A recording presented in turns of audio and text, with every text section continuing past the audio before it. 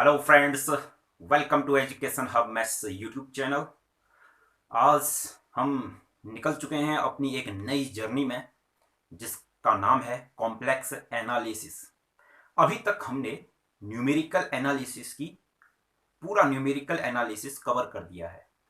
अगर आपने न्यूमेरिकल की वीडियो देखनी है तो आप हमारी प्लेलिस्ट में जाइए, आपको वहाँ एक न्यूमेरिकल एनालिसिस करके एक प्लेलिस्ट बनी है तो आप वहाँ देख सकते हैं। तो फ्रेंड्स, आज हम बात करेंगे कॉम्प्लेक्स एनालिसिस की। और जो कॉम्प्लेक्स हमारी जो चला करती थी जब हम बीएससी में थे, तो ये जब हम बीएससी 3 में थे, जब हम बीएससी थर्ड ईयर में थे, तब चला करती थी कॉम्प्लेक्स एनालिसिस। और शायद मेरे हिसाब से हमारी जो पूरी बीएससी थी, उस बीएससी में सबसे टफेस्ट जो एक बुक थी उसका नाम था कॉम्प्लेक्स।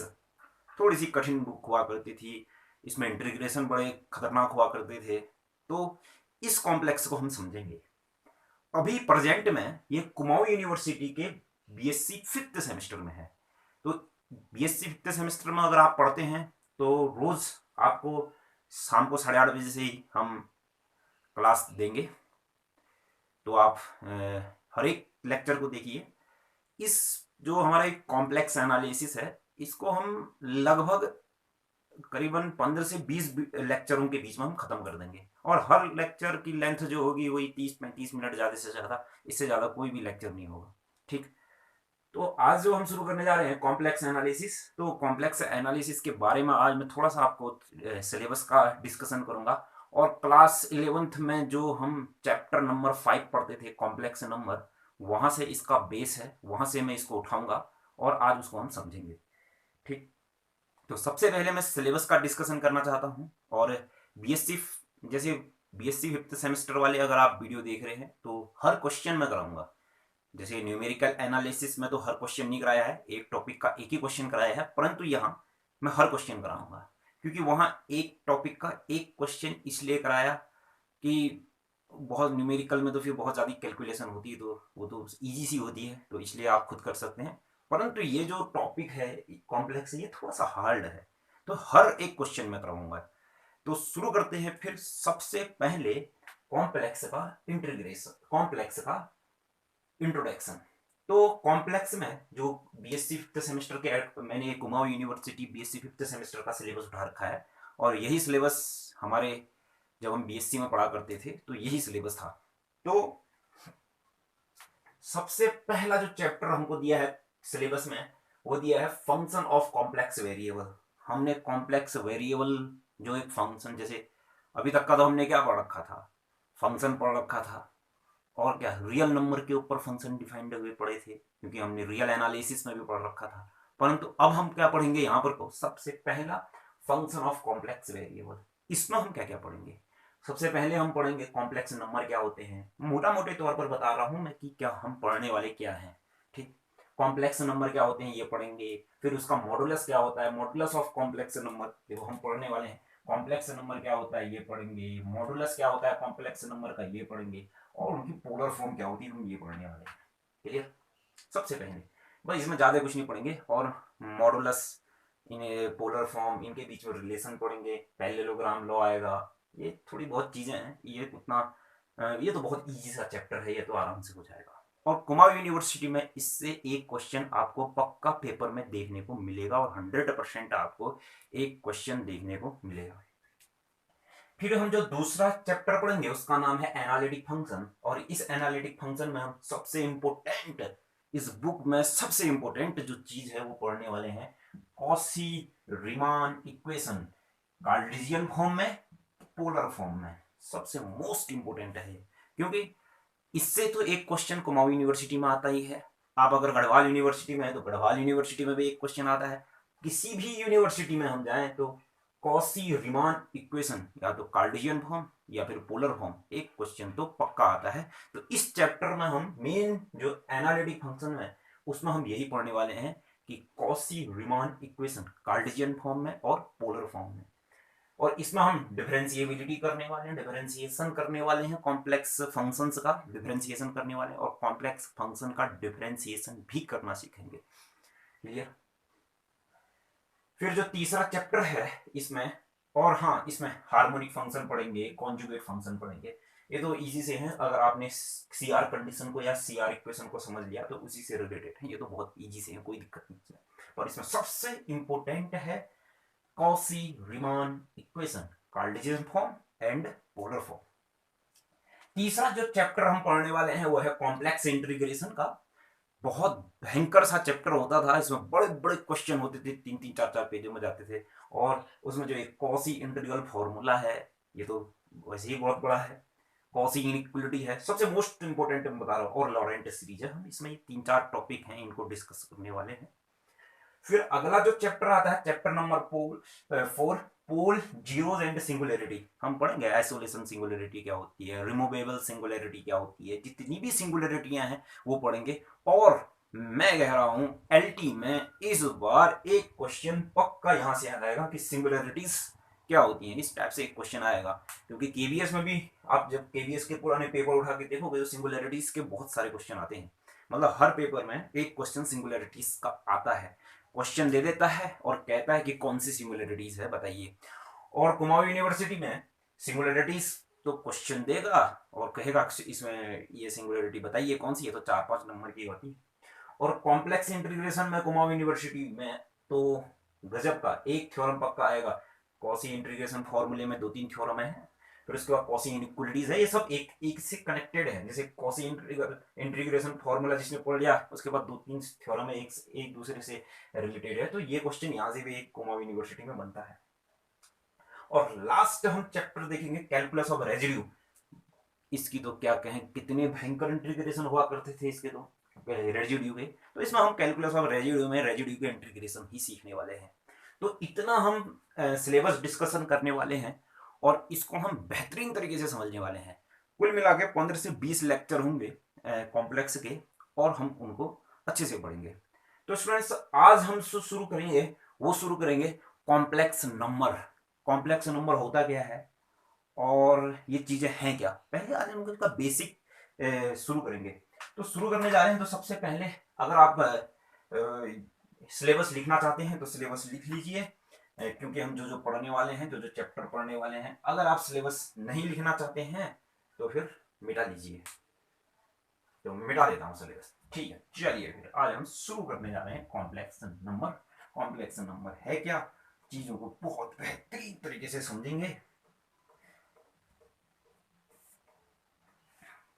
चलो हेडिंग डालता हूं मैं सबसे पहले। आज एक शुरुआत कर रहे हैं रियल नंबर से। तो रियल नंबर की एक हेडिंग डाली मैंने स्टूडेंट्स। तो अब रियल नंबर होते क्या हैं, देखो अभी तक का कोई 5, जब हम क्लास 8 9 में पढ़ते थे तो रियल नंबर वास्तविक संख्याओं, रियल नंबर नहीं 9 में नहीं होता, 10 में होता था। तो वास्तविक संख्याओं की डेफिनेशन हमको ये बताता था, रियल नंबर को हिंदी में बोलते हैं वास्तविक संख्याएं।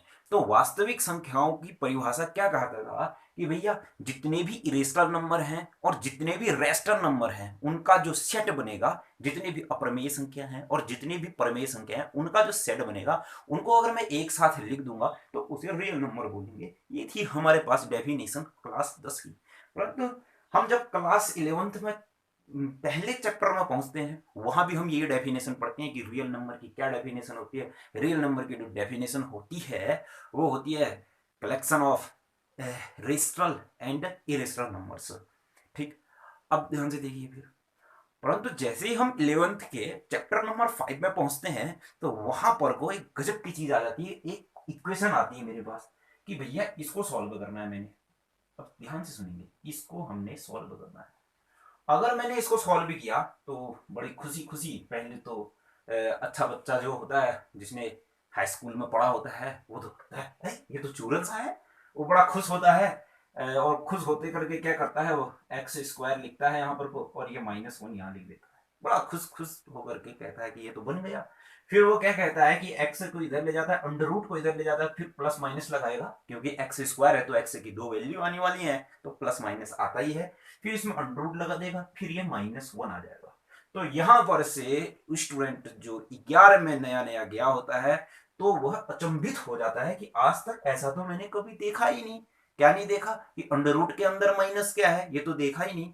तो यहां पर से शुरू होता है कि भैया कॉम्प्लेक्स नंबर का खेल। तो अब ध्यान से सुनिए फिर, अंडर रूट के अंदर जो माइनस होगा, अंडर रूट के अंदर जो माइनस वैल्यू होती है, अंडर रूट के अंदर -1 को हम बोलते हैं इमेजिनरी नंबर। क्या बोलते हैं हम? Imaginary number. तो अब ध्यान से सुनिए, अगर मैं इस अंडर रूट के अंदर -1 का स्क्वायर करूं तो आंसर क्या आने वाला है मेरे पास? -1। तो सुनो फिर, रियल नंबर की डेफिनेशन क्या होती है? ध्यान से सुनना, रियल नंबर को लिखते हैं हम, रिप्रेजेंट से करते हैं आर से, और जो इसकी डेफिनेशन होती है वो क्या होती है? आर में एक्स आएंगे, सच दैट, हाँ ये सच दैट किस प्रकार के एक्स आएंगे कि अगर मैं इनका स्क्वायर करूंगा तो वह हो जाएंगे भैया पॉजिटिव, या फिर मेरे पास होगा भैया क्या? 0। तो इसे बोलते हैं रियल नंबर। ठीक। तो स्टूडेंट्स, ये सच से याद आया, ये सच दैट तो सबसे ज्यादा होता है एलजेब्रा में। मैं सोच रहा हूँ कि एलजेब्रा की भी साथ साथ में वीडियो बनाऊं। मैं एलजेब्रा की तभी वीडियो बनाऊंगा जब मेरी वीडियो में वॉच टाइम बहुत अच्छा आएगा, एवरेज वॉच टाइम बहुत अच्छा होगा, और ज़्यादा से ज़्यादा लाइक होंगे, और ज़्यादा से ज़्यादा इसमें शेयर होंगे, और ज़्यादा से ज़्यादा सब्सक्राइब होंगे। और हमारा मनोबल बढ़ाने के लिए कमेंट भी कर दीजिएगा स्टूडेंट्स। मैं, अगर आप लोग ज़्यादा से ज़्यादा इसको देखेंगे और लोगों तक का पहुँचाएंगे तो मैं एलजेब्रा की भी वीडियो बनाऊंगा। ऐसी पूरी बीएससी की, देखो मैं इंटर की वीडियो नहीं बना रहा हूँ अभी। मैं इसलिए इंटर की वीडियो नहीं बना रहा हूँ क्योंकि इंटर तो लगभग सबको आता ही है, पर बीएससी में थोड़ी दिक्कत होती है। बीएससी की वीडियो सब बनाने की सोच रहा हूँ मैं बीएससी की वीडियो सब तब बनाऊंगा जब आप ज़्यादा से ज़्यादा लोगों को शेयर करेंगे, लाइक करेंगे, और वॉच टाइम बहुत अच्छा आएगा। तो शुरू कर लेते हैं। तो अब ध्यान से सुनिए, रियल नंबर क्या होते हैं? रियल नंबर का मतलब है कि ऐसे नंबर जिनका आप स्क्वायर करते हो और वह हमेशा पॉजिटिव आते हैं या फिर 0 आते हैं, उन्हें रियल नंबर बोलते हैं। अब यहां पर से भैया नंबर सिस्टम खत्म नहीं होता है। अब कुछ नंबर ऐसे होते हैं उनका आप स्क्वायर तो करते हैं परंतु वो पॉजिटिव नहीं आते हैं। आपने जिनका स्क्वायर किया और वह पॉजिटिव नहीं आए, उनको हम बोलते हैं क्या? Imaginary number. Imaginary number. Imaginary number का मतलब क्या होता है भैया? आपने किसी, देखो इमेजिनरी नंबर को लिखते थे हम आई से, तो देखो ऐसे एक्स, अगर इन एक्स का आपने स्क्वायर किया और क्या आ गया भैया? नेगेटिव आ गया, तो उन्हें क्या बोलते हैं? Imaginary number. ठीक है ना? इमेजिनरी नंबर क्या हो गए? किसी नंबर का अगर आपने स्क्वायर किया और वो पॉजिटिव नहीं आया, वो नेगेटिव आ गया, ऐसा कौन सा नंबर हो सकता है? अंडर रूट के अंदर -1, इसका आपने स्क्वायर किया और ये पॉजिटिव नहीं आया। अब देखो,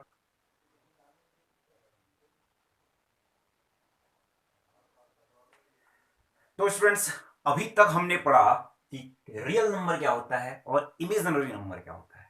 एक बार मैं इसका जस्ट आपको एक बार और रिवीजन करा देता हूं। रियल नंबर का मतलब होता है अगर किसी नंबर का आप स्क्वायर करो और वह पॉजिटिव आए या फिर 0 आए।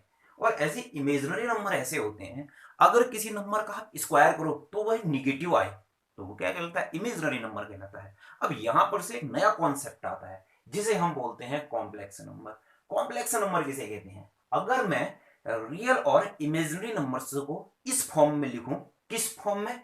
इस फॉर्म में। किस फॉर्म में? इस फॉर्म में कि z is equal to a plus i b के फॉर्म में लिखूं, तो इसे बोलते हैं हम कॉम्प्लेक्स नंबर। जहां जहां where where a and b are क्या भैया? Real number, real number, and a is real part of z, z का तो रियल पार्ट है, b is imaginary part of z, z का इमेजिनरी पार्ट है। ये सब आपने 11th की क्लास में बहुत अच्छे से पढ़ रखा है, अब ज्यादा इसमें हम डीप नहीं करते हैं। ठीक है ना?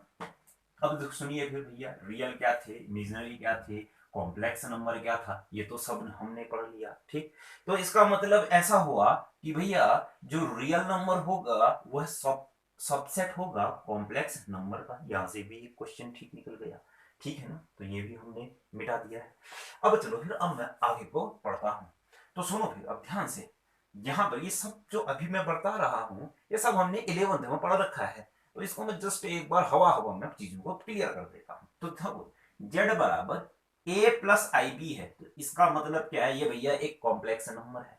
अगर मैं इसका मॉडुलस निकालो कहूंगा, अगर मैं इसका मॉडुलस निकालो कहूंगा, तो मॉडुलस निकालने के लिए हम क्या करते हैं कि mod of z is equal to under root इस रियल नंबर का स्क्वायर प्लस इमेजिनरी नंबर का स्क्वायर। ठीक है ना, ये होता है मॉडुलस होता है हमारे पास। अब इसमें आता है कॉन्जुगेट आता है। अब सुनो फिर कॉन्जुगेट क्या होता है। कॉन्जुगेट, कॉन्जुगेट क्या होता है, जेड का कॉन्जुगेट का मतलब होता है ए माइनस आई बी। मतलब क्या, आई प्लस का है तो उसको माइनस कर दो, आई माइनस है तो उसको प्लस कर दो, वो होता है कॉन्जुगेट। अब सुनो भी, अगर मैं इस जेड में, अगर मैं रियल नंबर में उसके कॉन्जुगेट को, अगर मैं रियल नंबर उसके कॉन्जुगेट को ऐड करता हूं तो मेरे पास क्या आएगा, देखो इन दोनों को ऐड किया तो आई बी से माइनस आई बी गया तो कितना हो गया, 2a हो गया। तो इसका मतलब क्या हो गया कि अगर मैं किसी कॉम्प्लेक्स नंबर में उसके कॉन्जुगेट को ऐड करता हूं तो हमारे पास आता है 2 इंटू रियल नंबर। क्लियर है ना। अब सुनो फिर, अगर कोई एक हमारे पास कॉम्प्लेक्स नंबर है, अगर मैं उसके कॉन्जुगेट को उसमें से घटा देता हूं तो देखो इसमें से इसको घटा दिया तो a प्लस आई बी में से अगर घटा दिया a माइनस आई बी, तो यहां पर से देखो ये यहां से तो चीज हो जाएगी a प्लस आई बी हो और माइनस ए प्लस कितना हो जाएगा आई बी, इससे ये गया तो बच गया कितना 2 आई बी। तो इसका मतलब टोटल क्या होगा, अगर मैं किसी कॉम्प्लेक्स नंबर में से उसके कॉन्जुगेट को घटा देता हूं तो ये चीज कितनी आ जाएगी 2 आई इंटू, हमारे पास कितना आ जाएगा भैया 2 i into imaginary part of z, real part of z और imaginary part of z. Clear है ना इतना भी। चलो अगर आपको इतना समझ में आया है तो अब मैं आगे को बढ़ाना चाहता हूँ। तो देखो कुछ नोट लिखता हूँ मैं। नोट का मतलब क्या, अगर मैं Z1 में Z2 को ऐड कर देता हूँ, Z1 में Z2 को ऐड कर देता हूँ और उसका पूरा कॉन्जुगेट निकालता हूँ तो Z1 प्लस Z2 आता है। ऐसे ही Z1 में Z2 को ऐड निकाल करता हूँ और उसका पूरे का कॉन्जुगेट निकालता हूँ तो Z1 का कॉन्जुगेट और Z2 का कॉन्जुगेट। ऐसे Z1 इंटू Z2 का कॉन्जुगेट का मतलब Z1 का कॉन्जुगेट इंटू Z2 का कॉन्जुगेट और फिर Z1 अपॉन Z2 का conjugate is equal to Z1 का कॉन्जुगेट अपॉन Z2 का कॉन्जुगेट। अभी क्वेश्चन बनाएंगे ना तो वहां पर को ये तो आना ही है, आना है। क्लियर हो गया ना इतना भी। चलो फिर अब हम आगे बढ़ते हैं और चीजों को बेहतरीन तरीके से ऐसे ही समझते रहते हैं। तो इसको हमने दिया है मीठा। तो अब आगे बढ़ता हूं। तो आगे बढ़ने से पहले मैं आपको कुछ चीज बता देना चाहता हूं कि भैया थोड़ा सा हमको जो 2D के बारे में भी यहाँ आना चाहिए कि क्या क्या चीजें होती हैं। चलो उसको समझते हैं। तो अब हमने मैंने एक हेडिंग डाली और लिखा polar representation of, polar representation of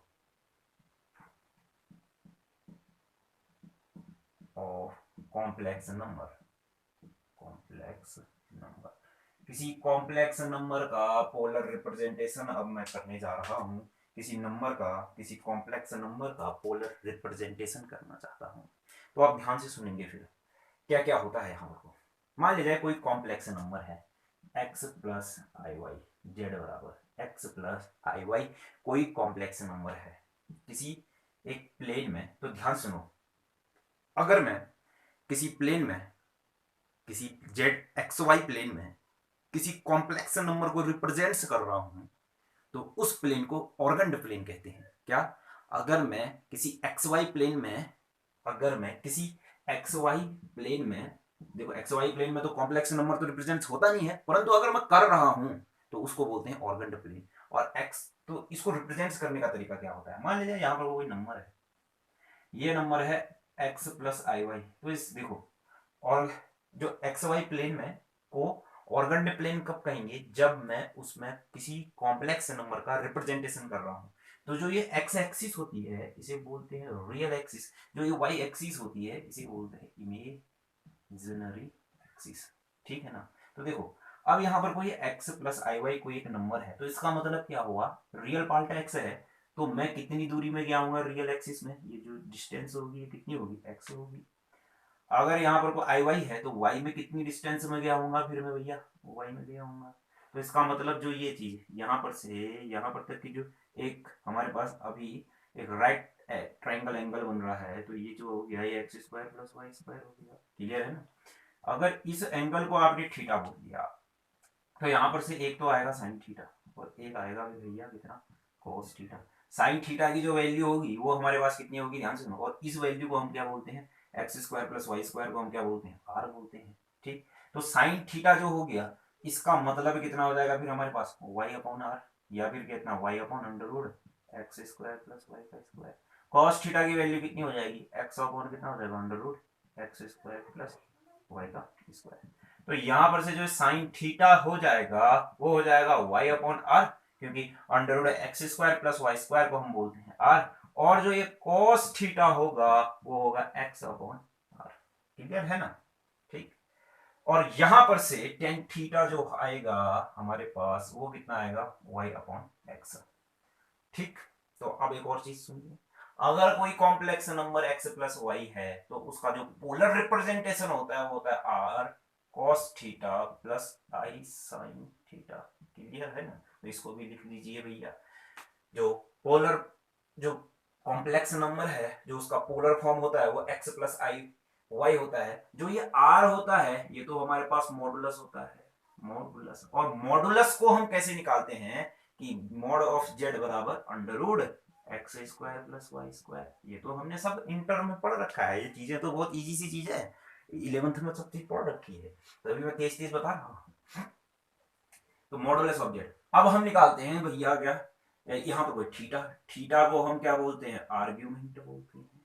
और जो ये आर्ग्यूमेंट होता है उसको कैसे निकालते हैं, तो यहाँ से टेन थीटा बराबर कितना होता है, वाई अपॉन एक्स। जो यहाँ पर से थीटा होता है वो हमारा क्या होता है, आंसर होता है।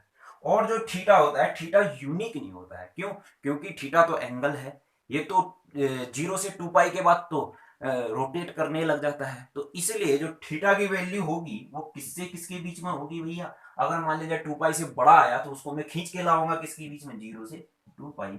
अब देखो 0 से 2 पाई, 0 से 2 पाई में भी बहुत ज्यादा इंटरवल हो जाता है, बहुत बड़ा हो जाता है, तो इसलिए क्या होता है जो आर्ग्यूमेंट होता है वो कहां से कहां तक का होता है, यहाँ 0 है यहाँ पाई है। तो सुनो फिर, जो आपके पास थीटा होता है ये कहां से कहां तक का होता है, ध्यान से देखना, हाँ थीटा की बात कर रहा हूं, ये होता है 0 से 0 से पाई के बीच में, 0 से पाई के बीच में, ठीक है ना। और जो ये थीटा होता है ये 0 से पाई के बीच में, तो यहां पर को अगर मान लीजिए ऐसे, अब देखो इन दो क्वाड्रेंट में है तो ये 0 से पाई के बीच में होगा। अगर मान लीजिए इन दो क्वाड्रेंट में, तो मैं यहां से मेजर करूंगा फिर यहां से मेजर करूंगा, तो जो थीटा होगा वो किससे किसी 0 से किसके बीच में होगा, -पाई के बीच में। तो कुल मिलाकर के जो आपका जो थीटा होगा वो -पाई से पाई के बीच में होगा। अभी क्वेश्चन बनाएंगे, क्वेश्चन को हम बहुत अच्छे से समझेंगे कि आखिरकार हम कहना क्या चाह रहे हैं, ठीक है ना।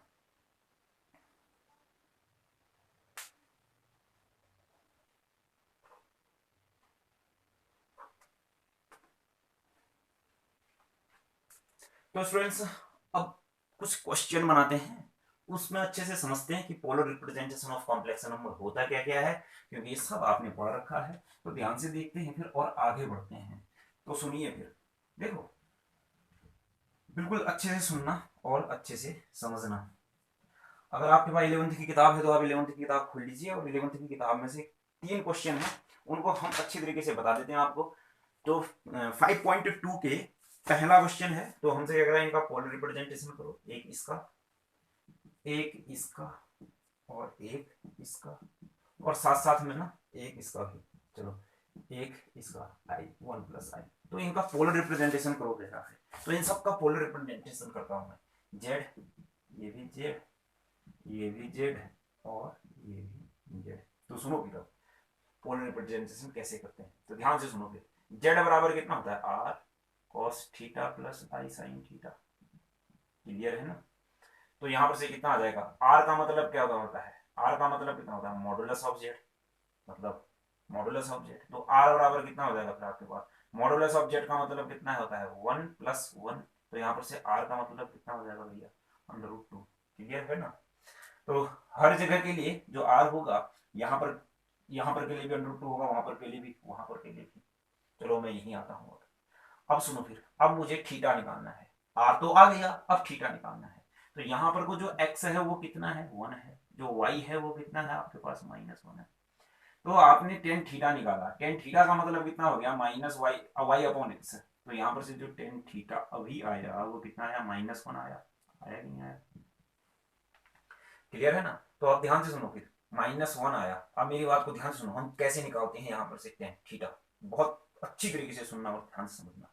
देखो सुनो, जब x और y दोनों पॉजिटिव हैं, जब x भी और y भी दोनों पॉजिटिव हैं, तो इसका मतलब थीटा हमारा जो होगा वो पहले क्वाड्रेंट में होगा। जब, क्योंकि यहाँ x भी पॉजिटिव होता है, यहाँ y भी पॉजिटिव होता है। अगर मान लिया x यहाँ पर निगेटिव होगा, x क्या होगा, निगेटिव होगा, और y पॉजिटिव होगा, तो इसका मतलब जो हमारा थीटा है वह दूसरे क्वाड्रेंट में है। अगर x भी निगेटिव होगा और y भी निगेटिव होगा, क्योंकि तीसरे में दोनों निगेटिव होते हैं, तो आपका जो थीटा है वो किस पर है, तीसरे पर है। अगर यहाँ पर को x तो, अभी यहाँ पर x तो पॉजिटिव है और y क्या है आपके पास, निगेटिव है, तो जो आपके पास जो थीटा होगा वो कितने में होगा, चौथे में होगा। तो अभी देखो मेरे पास चीजें क्या आ रही है, यहाँ पर को x तो पॉजिटिव है और y क्या है मेरे पास, निगेटिव है, तो आपके पास जो थीटा आया वो थीटा कौन से में आया भैया, चौथे में आया कि नहीं आया? क्योंकि जो थीटा आया वो चौथे में आया है। और अब एक और बात, मेरी बात को ध्यान से सुनिए, तो यहां पर से जो टेन थीटा की वैल्यू आएगी -1, कहां पर को टेन थीटा -1 होता है, अब मुझे ये देखना पड़ेगा कहां पर को टेन थीटा -1 होता है। तो उसके निकालने के लिए मैंने बोल दिया कितना, माइनस तो इधर रखा, 1 की वैल्यू कितनी होगी, π/4। और आपको याद रखना जो थीटा है वो -π से π के बीच में होता है, +π के बीच में। क्लियर है ना? तो यहाँ पर से जो ये टेन थीटा हो जाएगा वो वैल्यू कितनी हो जाएगी फिर आपके पास, देखो ये, और हम ये भी जानते हैं कि tan minus theta is equal to कितना होता है, -10 थीटा। तो ये माइनस अंदर चला गया, तो यहाँ पर से हो गया 10 माइनस π/4, जो आपके पास जो थीटा आया वो कितना आया, -π/4 आ गया। क्लियर है? तो यहाँ पर से जो z आपके पास जो आपने रिप्रेजेंट्स किया, जो आपका z बराबर 1 - i है, इसका पोलर रिप्रेजेंटेशन जो हुआ वो हुआ z बराबर r का वैल्यू कितना, √2, और यहाँ पर से कितना हो गया, cos थीटा, थीटा का मतलब कितना, -π/4, फिर प्लस कितना आ जाएगा, आई साइन थीटा, आई साइन थीटा, और थीटा का वैल्यू कितना हो जाएगा, -π/4। क्लियर है? तो ऐसे ही ना अगले वाले क्वेश्चन को भी बनाते हैं। चलो फिर इसको मैं मिटा देता हूँ। ठीक, तो आगे बढ़ते हैं, जो आगे बढ़ते हैं वो हम इस वाले को। तो स्टूडेंट्स अब हम z बराबर -1 प्लस आई का पोलर रिप्रेजेंटेशन करते हैं। तो z बराबर कितना होता है, r cos theta plus i sin theta. तो यहाँ पर से z बराबर कितना, r cos थीटा प्लस कितना, i r sin थीटा। तो यहाँ से इसको कंपेयर करते हैं, तो r cos थीटा बराबर तो कितना है, -1 है, और यहाँ पर से r sin थीटा बराबर हमारे पास कितना है भैया, +1 है। तो सबसे पहले r निकालते हैं। r का मतलब होता है मॉडुलस ऑफ z। तो r की वैल्यू कितनी हो जाएगी, z का मॉडुलस है, तो इसका मतलब कितना हो जाएगा, √x² + y²। x² की तो वैल्यू 1 है, प्लस y² की वैल्यू भी 1 है, तो r बराबर कितना आ जाएगा, √2। चलो फिर अब है भैया इन दोनों को डिवाइड करते हैं, तो यहाँ पर से आने वाला है हमारे पास क्या, तो ऐसे उल्टा करके डिवाइड किया, तो यहाँ पर से जो टेन थीटा बराबर कितना आने वाला है, फिर साइन अपॉन कॉस, तो यहाँ पर से कितना आने वाला है, फिर ये अगेन -1 आने वाला है कि नहीं आने वाला है। ठीक है, आप ऐसे भी कर सकते हैं यहाँ पर से, जैसे हमने पिछले क्वेश्चन में किया था, टेन थीटा बराबर कितना होता है, y/x। तो यहाँ पर से टेन थीटा बराबर आ जाएगा, देखो ये y तो कितना है, क्यों, जो आपके पास जो z होता है वो होता है x + iy होता है। तो x तो कितना है, -1 है, y कितना है, y 1 है, तो यहाँ पर से कितना आ जाएगा, y तो 1, x -1। तो यहाँ पर से जो टेन थीटा बराबर आया वो कितना आया, -1। क्लियर? चलिए अगर आपको इतना समझ में आया है तो अब सुनो फिर थीटा, अभी अभी थीटा अभी अभी हमने निकाला था, तो थीटा बराबर कितना आया था, -π/4 आया था कि नहीं आया था? परंतु -π/4, अब ध्यान से सुनो, परंतु चीजों को समझेंगे। अभी मेरे पास हमने देखना पड़ेगा कि भैया अभी जो मेरे पास जो z है वो कौन से क्वाड्रेंट में है। तो जो z अभी है, जो हमारे पास जो z है वो है अभी हमारे पास, x तो निगेटिव है, x तो क्या है हमारे पास, x तो निगेटिव है, y पॉजिटिव है, तो इसका मतलब x निगेटिव यहाँ पर को और y पॉजिटिव यहाँ पर को, तो इसका मतलब अभी दूसरे क्वाड्रेंट में है। तो दूसरे क्वाड्रेंट में वैल्यू कैसे निकालते हैं, आप ध्यान से सुनना, टेन थीटा बराबर तो कितना आ जाएगा, माइनस, तो यहाँ पर से तो कितना हो जाएगा, 10π/4। ठीक है ना? तो अब सुनो फिर दूसरे क्वाड्रेंट में निकालने के लिए, जब दूसरे क्वाड्रेंट में होगा, तो देखो जब, अभी सुनो पहले, अभी तो इस वाले क्वेश्चन में पहले क्वाड्रेंट, इस वाले क्वेश्चन में फोर्थ क्वाड्रेंट में था। फोर्थ क्वाड्रेंट में होगा तो तुम क्या करोगे, इस माइनस को अंदर ले जाओगे और थीटा बराबर माइनस पाई बाई 4 हो गया। अगर ये दूसरे क्वाड्रेंट में होगा तो क्या करोगे, आप यहां पर से फॉर्मूला लगा दोगे दूसरे क्वाड्रेंट में के लिए, कौन सा, tan पाई माइनस थीटा। क्यों, क्योंकि भैया tan पाई माइनस थीटा बराबर माइनस टेन थीटा होता है। तो देखो माइनस टेन थीटा, तो यहां पर आ जाएगा टेन माइनस टेन थीटा, तो टेन पाई माइनस थीटा। तो यहां पर से वैल्यू कितनी हो जाएगी, टेन थीटा बराबर कितना हो जाएगा, टेन पाई बाई 4। तो यहाँ पर को जो थीटा आपके पास आया, तो सॉरी तो यहाँ पर से कितना आ जाएगा, पाई माइनस पाई बाई 4। तो यहाँ पर को कितना आ जाएगा फिर आपके पास, टेन थीटा बराबर कितना आया फिर आपके पास 4। तो कितना आ जाएगा, टेन थ्री पाई बाई 4। जो आपके पास इस क्वेश्चन में थीटा आया वो कितना आया, 3 पाई बाई 4। तो कुल मिलाकर के आपके पास जो ये z बराबर -1 प्लस आई था, इसका जो आंसर आया आपके पास z बराबर कितना आया, r का मतलब तो कितना आया, √2। फिर कितना, cos थीटा की वैल्यू तो कितना, 3 पाई बाई 4। फिर प्लस कितना, आई साइन थीटा की वैल्यू कितना, 3 पाई बाई 4। तो अब सुनो, फिर अभी तक का हमने क्या सीखा, अगर मान लिया जाए कॉम्प्लेक्स नंबर फोर्थ क्वाड्रेंट में हो, तो भैया आर्ग्यूमेंट निकालने के लिए क्या कर दूंगा मैं, माइनस को अंदर भेज दूंगा, ठीक है ना। अगर सेकंड क्वाड्रेंट में हो तो वहां फॉर्मूला लगाऊंगा, कौन सा, पाई माइनस पाई बाई 4, क्योंकि मेरे को सेकंड क्वाड्रेंट में निकालना है। तो अब देखो फिर अगला वाला क्वेश्चन है, अगला वाला जो क्वेश्चन है वो क्या है, चलो अगले वाले में बढ़ते हैं। हमारे पास जो तीसरा जो है तो वो है भैया -1 और माइनस आई। तो देखो आर तो भैया √2 आने ही वाला है। अब मैं बात करता हूँ टेन थीटा की। टेन थीटा का मतलब होता है भैया वाई अपॉन एक्स, वाई भी -1 एक्स भी -1, तो वैल्यू आई 1, ठीक है। तो आप सुनो फिर भैया, यहाँ से तो जो थीटा आया वो तो कितना आया, पाई बाई 4, परंतु पाई बाई 4 तो वैल्यू कहाँ होती है, पहले क्वाड्रेंट में। तो इसका मतलब आंसर तो मुझे अभी किस में चाहिए था, तीसरे क्वाड्रेंट में। तो तीसरे क्वाड्रेंट को कैसे निकालते हैं इसको सुनो। तो देखो सबसे पहले तो तीसरे क्वाड्रेंट में अगर ये पाई बाई 4 आया है तो इसमें मुझे क्या करना पड़ेगा, पाई ऐड करना पड़ेगा। तो थीटा बराबर कितना आएगा फिर, 5 पाई बाई 4 आएगा। तो इसका मतलब आंसर मेरा कितना है यहाँ पर से, 5 पाई बाई 4। परंतु जो आपके पास जो थीटा होता है वो माइनस पाई से पाई के बीच में होता नहीं। तो इसका मतलब 5 पाई बाई 4 तो इससे ज्यादा हो गया।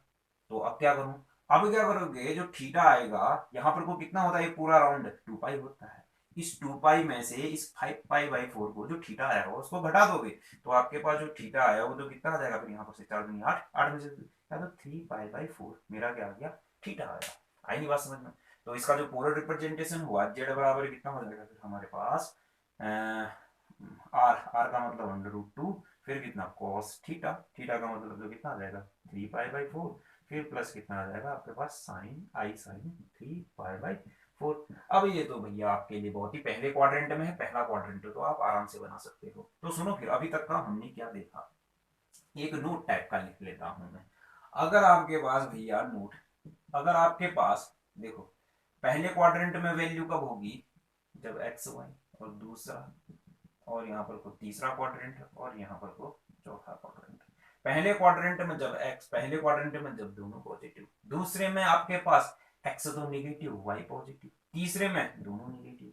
चौथा क्वाड्रेंट का मतलब क्या होता है कि भैया एक्स पॉजिटिव वाई नेगेटिव, ठीक। सबसे पहले तो आप देखो आर्ग्यूमेंट निकालना है, तो सबसे पहले आपने थीटा निकाला, तो भैया पहले क्वाड्रेंट में थीटा वही होगा जो आपने निकाल रखा होगा। दूसरे में क्या निकालने के लिए क्या करोगे आप, थीटा आया होगा तो यहाँ फॉर्मूला लगाओगे, कौन सा, tan pi minus theta is equal to कितना, माइनस थीटा का फॉर्मूला लगाओगे, तब यहाँ से थीटा आएगा। तीसरे क्वाड्रेंट के लिए क्या करोगे आप, थीटा निकालोगे, ठीक है ना। और इसमें फिर देखो कैसे करेंगे, सबसे पहले तो थीटा निकालोगे, थीटा निकाला, इस थीटा में पाई ऐड कर दिया, और जो वैल्यू आई उसको 2 पाई में से घटा दिया आपने। क्लियर हो गया कि नहीं हो गया, ठीक है। तो वहां पर से आपके पास क्या आ जाएगा, तीसरे क्वाड्रेंट का आर्ग्यूमेंट आ जाएगा। चौथे क्वाड्रेंट के लिए आप क्या करोगे भैया, जो आपके पास क्या है, आपको फॉर्मूला कौन सा लगाओगे, टेन थीटा बराबर कितना, आप कौन सा, टेन थीटा बराबर कितना, माइनस टेन थीटा बराबर टेन माइनस थीटा। तो ऐसे आर्ग्यूमेंट आप निकालोगे। क्लियर? कुछ क्वेश्चन और बनाते हैं आर्ग्यूमेंट निकालने के अपने बीएससी के बुक में से, और जो क्वेश्चन है मैं क्वेश्चन लिखता हूँ, तो क्वेश्चन लिखिए फिर।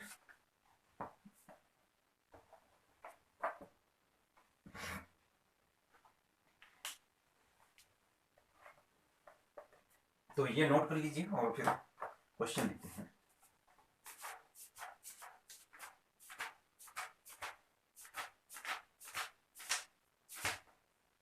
तो सुनो फिर, जैसे हमारे पास क्वेश्चन है, अब ध्यान से देखिए, एक क्वेश्चन और मैं आपको कराता हूँ भैया, एक क्वेश्चन और मैं 11th की ही बुक से करवाता हूँ, क्योंकि 11th का ही बड़ा अच्छा था, एग्जाम्पल का क्वेश्चन था। तो देखो ये 1 + i और 1 - i को पोलर फॉर्म में लिखना है। तो क्या करूंगा भैया, सबसे पहले तो मैं इसको x + i y का बनाऊंगा, x + i y का बनाऊंगा तो कॉन्जुगेट से मल्टीप्लाई भी किया, कॉन्जुगेट से डिवाइड भी किया। अगर कॉन्जुगेट से मल्टीप्लाई डिवाइड कर लिया तो यहाँ पर से तो कितना आ जाएगा 1 + i का होल ऑफ स्क्वायर, और यहाँ पर वो कितना आ जाएगा a का स्क्वायर माइनस b का स्क्वायर। तो यहाँ पर से कितना आ जाएगा 1 + i का स्क्वायर प्लस 2i, और यहाँ पर से कितना आ जाएगा 1 माइनस कितना आ जाएगा i का स्क्वायर की वैल्यू कितनी होगी -1। तो यहाँ पर से जो वैल्यू आई तो इसको मैंने बोल दिया x + iy, क्वेश्चन को बोल दिया। तो x + iy जो आया वो देखो 1 i का स्क्वायर की वैल्यू कितनी होती है -i, क्योंकि जो i होता है वो कितना होता है √ के अंदर -1। तो यहाँ पर से i का स्क्वायर अगर आपने निकाला तो यहाँ पर से कितना आ जाएगा √ के अंदर -1 इंटू √ के अंदर -1। तो आपके पास i स्क्वायर की वैल्यू कितनी आ जाएगी -1 आएगी। क्लियर? तो i का क्यूब जो निकाला तो यहाँ पर से कितना आ जाएगा i का क्यूब जो होता है i² इंटू i, तो i का क्यूब आपके पास कितना हो गया -i, क्योंकि i की वैल्यू कितनी है -1। i की पावर 4 की वैल्यू कितनी होती है भैया 1। क्लियर?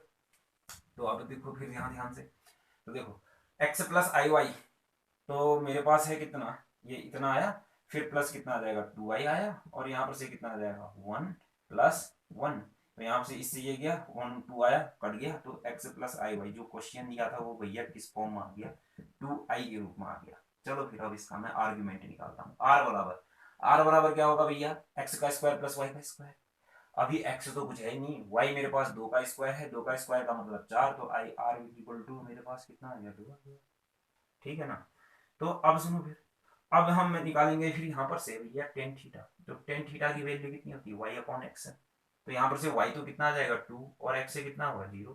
तो यहाँ पर से थीटा बराबर कितना आया फिर भैया, अब देखो टेन इन्फिनिटी, तो थीटा बराबर कितना π/2। थीटा बराबर कितना हो गया π/2। क्यों?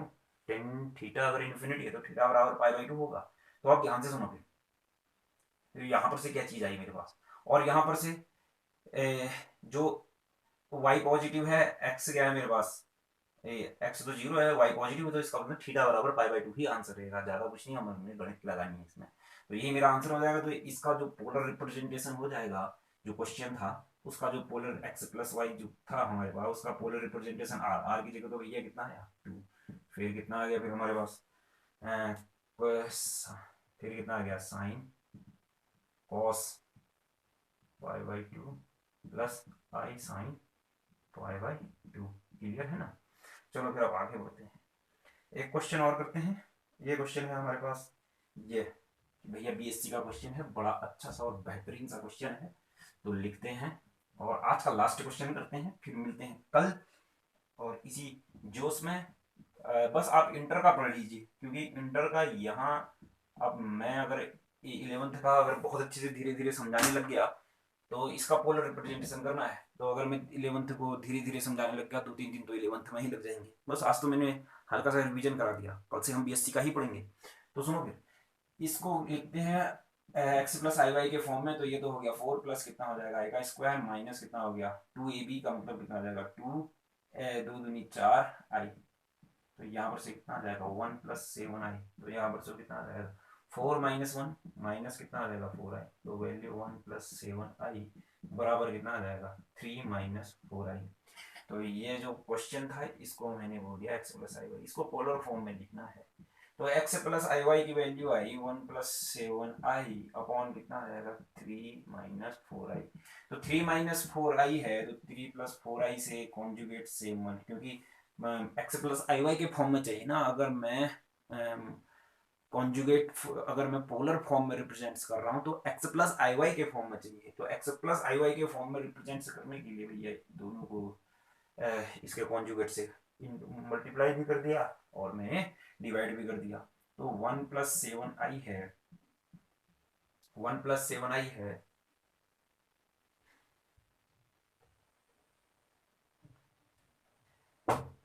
तो 1+7i है, तो इसको इंटू करना है 3+4i से। और भैया यहाँ पर से a का स्क्वायर प्लस b का स्क्वायर फॉर्मूला बन रहा है, तो ये तो कितना हो जाएगा 9 हो गया, फिर कितना हो गया माइनस हो गया। तो देखो 4 का तो स्क्वायर 16 है, i का स्क्वायर तो -i, तो प्लस कितना हो गया फिर यहाँ पर से ऐसा हो गया। क्लियर है ना? ठीक है ना? तो यहाँ पर से जो चीजें आई वो हमारे पास कितनी आई देखो, ये एक को 3 से प्लस कितना आ जाएगा 4i, फिर प्लस कितना आ जाएगा 7×7=21i, प्लस कितना 4×7=28i का होल ऑफ स्क्वायर, फिर अपॉन कितना हो जाएगा 9 में 16 ऐड कर दिया तो कितना आ जाएगा फिर आपके पास भैया 25। तो यहाँ पर से कितना आ जाएगा 3+21 कितना हो गया 25i प्लस 28, यहाँ से तो कितना -1 अपॉन कितना हो जाएगा 25। तो यहाँ पर से आएगा फिर 3+25i - 28 कितना हो गया 25। तो कुल मिलाकर के जो आपके पास x प्लस आई वाई जो आया वो कितना आया फिर यहाँ पर से -25 प्लस 25i अपॉन 25।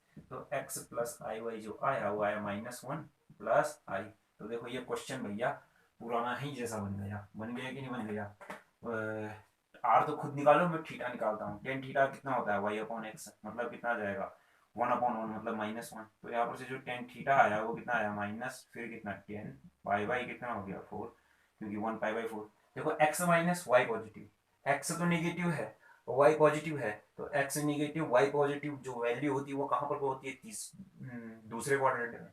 तो दूसरे क्वाड्रेंट के लिए भैया मैं कैसे लिखता हूँ, यहाँ पर फॉर्मूला लगाता हूँ कौन सा 10 पाई - पाई/4, क्योंकि दूसरे क्वाड्रेंट में जाना है ना, तो पाई - पाई/4 ही तो करना पड़ेगा। चौथे क्वाड्रेंट में हो तो भैया पाई इस माइनस को अंदर ले जाऊंगा, तीसरे क्वाड्रेंट में हो तो भैया क्या करूंगा भाई थीटा निकालूंगा, थीटा में पाई ऐड कर दूंगा, जो आंसर आएगा उसको 2 पाई में से घटा दूंगा। तो यहाँ पर से टेन थीटा बराबर कितना आ गया फिर 10, तो यहाँ पर से कितना आ गया फिर 4, तो यहाँ पर से कितना आ जाएगा फिर 3 पाई/4। तो ये था आज का, आज हमने सीखा पोलर रिप्रेजेंटेशन। कल से हम पढ़ेंगे पूरा का पूरा जो भी पढ़ेंगे हम 11 तक आप एक बार चैप्टर 5 देख लीजिए। तो कल से हम बीएससी का शुरू कर देंगे। तो स्टूडेंट्स से मिलते हैं नेक्स्ट वीडियो में।